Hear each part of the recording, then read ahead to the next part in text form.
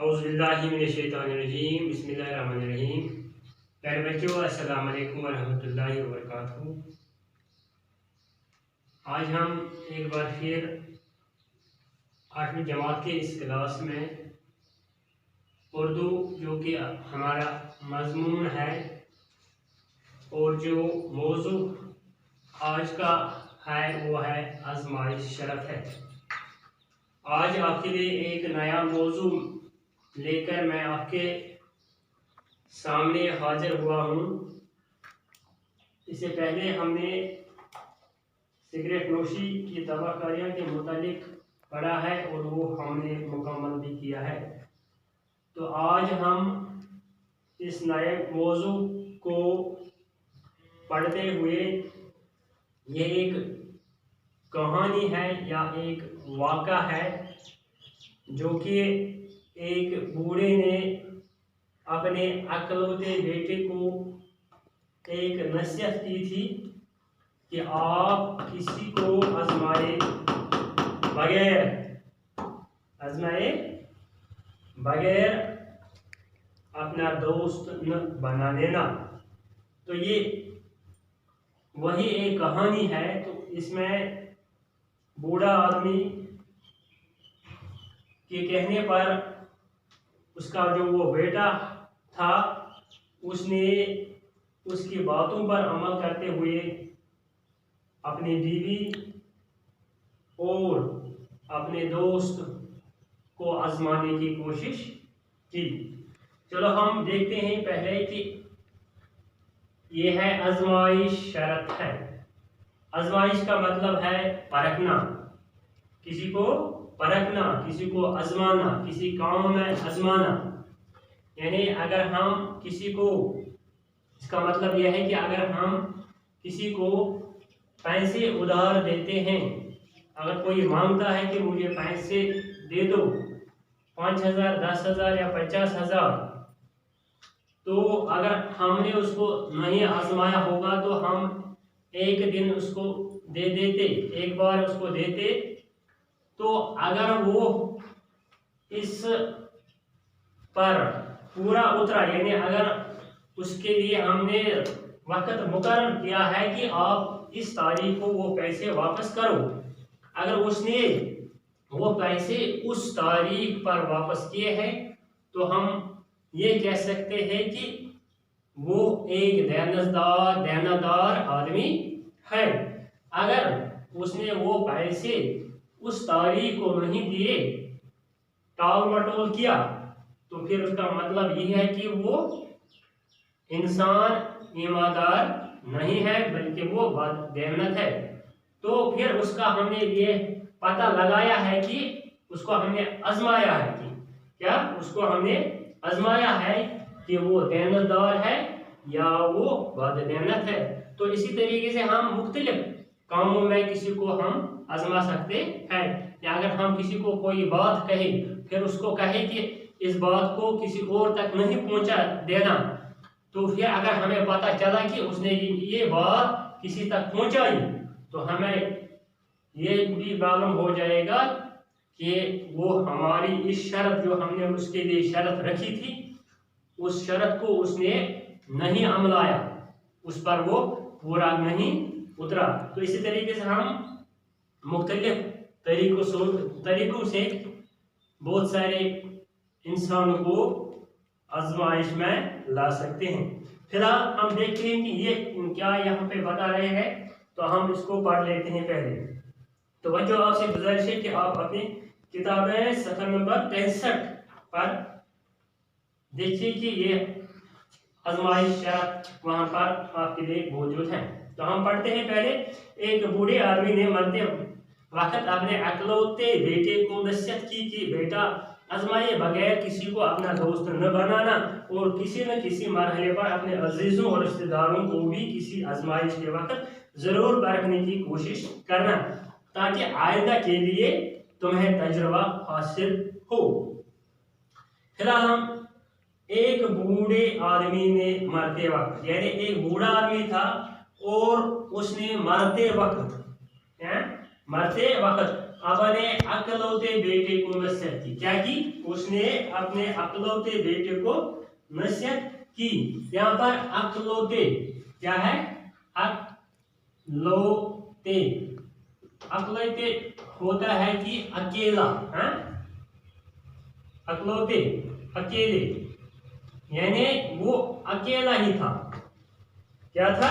यानी उसका जो बेटा था सिर्फ एक बेटा उसका था, तो इसको हम कहते हैं अकलौते, यानी अपने अकलौते बेटे को आजमाए बगैर किसी को अपना दोस्त न बनाना। यानी आप किसी को आजमाए बगैर दोस्त नहीं बनाना, और किसी न किसी मरहले पर अपने अजीजों और रिश्तेदारों को भी किसी आजमाइश के वक्त जरूर परखने की कोशिश करना।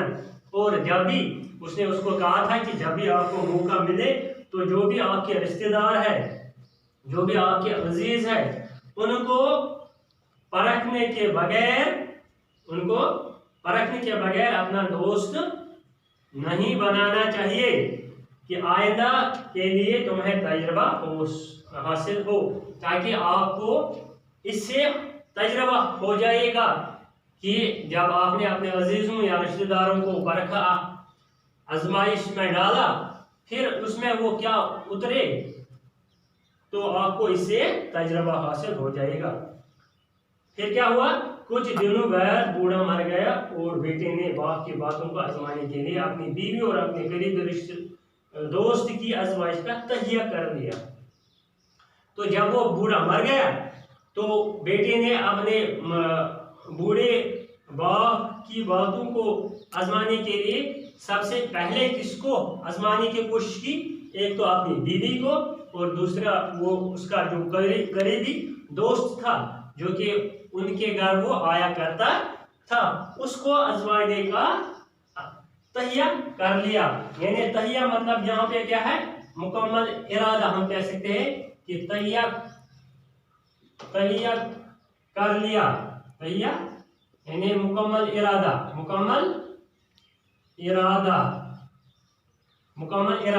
यानी उसने उनको आजमाने का तैयार कर लिया। उसका दोस्त बहुत ही चालाक था और मुकामी हाकिमों के लिए मुखबिरी जासूसी का काम करता था। जो उसका दोस्त था वो क्या? वो बहुत ही चालाक इंसान था। क्या था? बहुत ही चालाक इंसान था। और साथ साथ वो क्या? वो मुकामी होता है जो वहीं के हो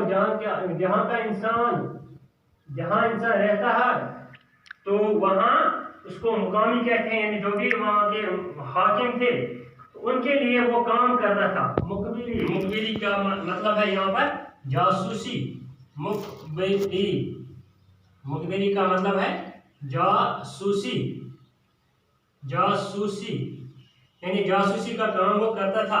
यानी वो छुप के कोई बात उन तक पहुंचाता था। वो इस नौजवान के घर भी आ जाया करता था और उसकी बीवी को बाबी कहकर पुकारता था। वो क्या करता था? वो इनके घर जाता था और उसकी बीवी को बाबी कहकर पुकारता था। यानी जब उसने उसको अपना दोस्त बनाया था तो फिर उसकी बीवी को वो बाबी कहा करता था। एक रोज नौजवान किसी काम से शहर चला गया और वापसी पर कसाई की दुकान से श्री पाई खरीद कर लाया। तो जब क्या किया उसने, उस नौजवान ने जब वो शहर चला गया तो वापसी पर उसने कसाई की दुकान से श्री पाई खरीद कर लाया। यानी कसाई की दुकान, यहाँ पर कसाई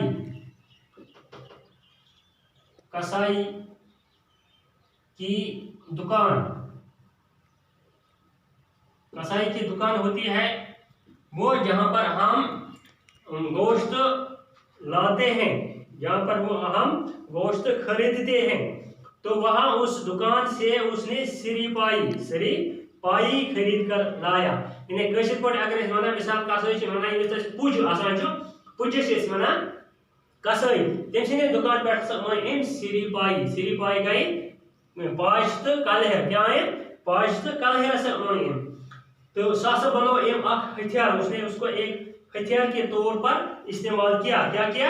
उसने सोचा कि अपने मरहूम बाप की नसीहतों को परखने के लिए एक अच्छा तरीका है। उसने सोचा कि यही एक तरीका है कि जो कि मेरे बाप ने नसीहत मुझे की कि आपको दोस्तों या अजीजों को परखना है, तो उसने उस नसीहतों पर अमल करते हुए इसका तरीका अपनाया। तो और थैले में उसने सिरपाई लाकर वो गांव वापस पहुंचा। तो खासी रात ढल चुकी थी। जब वो घर पहुंचे तो रात काफी ढल चुकी थी, यानी काफी रात हो चुकी थी, या हम कह सकते कि 11 या 12 बजे उस वक्त होंगे। उसने अंधेरे में घबराई हुई आवाज में अपनी बीवी से कहा। तो जब वो घर पहुंचे तो अपनी बीवी से कहा, क्या क्या कहा कि वो घर में रोशनी न करे और एक कदा लेकर चुपचाप आंगन में एक गड्ढा खोदने लगा। तो उसने क्या कहा अपनी बीवी से कि आप चुप रहो, बातें मत करो और रोशनी भी न करो, रोशनी भी न जलाओ। सिर्फ एक कदाल वो लेकर अपने आंगन में गया। और कदाल, यहाँ पर कदाल क्या है? कदाल किसको कहते हैं? कदाल जिसे हम जमीन खोदते हैं, यानी खोदने के लिए इस्तेमाल करते हैं। बेल या बेलचे। तो सब तरह से लोग क्या दोब खंड आंगनस मंज।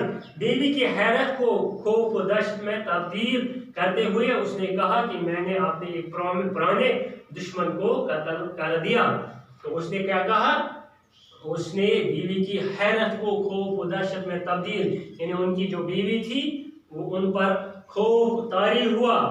क्या उन पर खौफ तारी हुआ और करके उसने एक पुराने दुश्मन को कत्ल कर दिया। उसने उसको कहा कि मैंने एक पुराने दुश्मन को कत्ल कर दिया। क्या किया?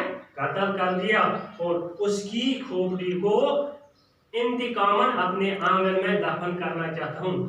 तो मैं उसकी खोपड़ी किसको कहते हैं? यानी ऐसे सोना सो कलश, यानी खोपड़ी हंसे का कल, यानी उसकी खोपड़ी को इंतकामन का कि यानी यह कट इंसानस तहिया आइस कि एमस वातो में नुकसान, क्या वातो में एमस में से वातो में कोरमत नुकसान। तो बस वो तय यानी बदल इंतकामन का यानी बदलस मजा सुजु तम सई जैसे कल तम से कल करा पन्नस आंगनस में दफन, क्या करा पन्नस आंगन में दफन। तो एक वुच कि अल्फाज यादस वुच कि अकलौते का अकेले, तहिया का मुकम्मल इरादा, मुखबिरी का जासूसी, कसाई की दुकान का जहाँ से हम गोश्त हासिल करते हैं, जहाँ से गोश्त हासिल करते हैं, जहाँ से हम गोश्त हासिल करते हैं। कदाल यानी वो हथियार या वो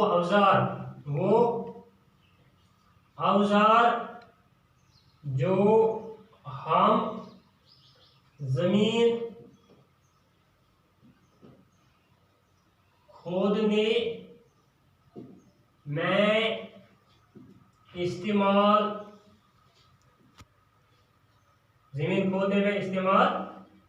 करते हैं।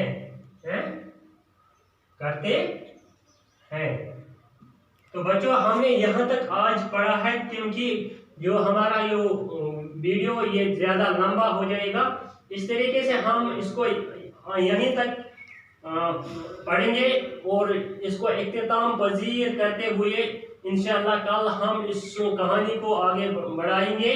तब तक आप जो ये अल्फाज मैंने यहाँ पे लिखे हैं इनको देखिए, इनको पढ़िए, और जो कुछ हमने ये कहानी यहाँ तक पढ़ी है आप भी इस पर ध्यान दीजिए, और ये जो अल्फाज यहाँ पर मुश्किल अल्फाज है उनको समझने की कोशिश करेंगे। इंशाअल्लाह कल हम इसको फिर यहाँ पर पढ़ने की कोशिश करेंगे।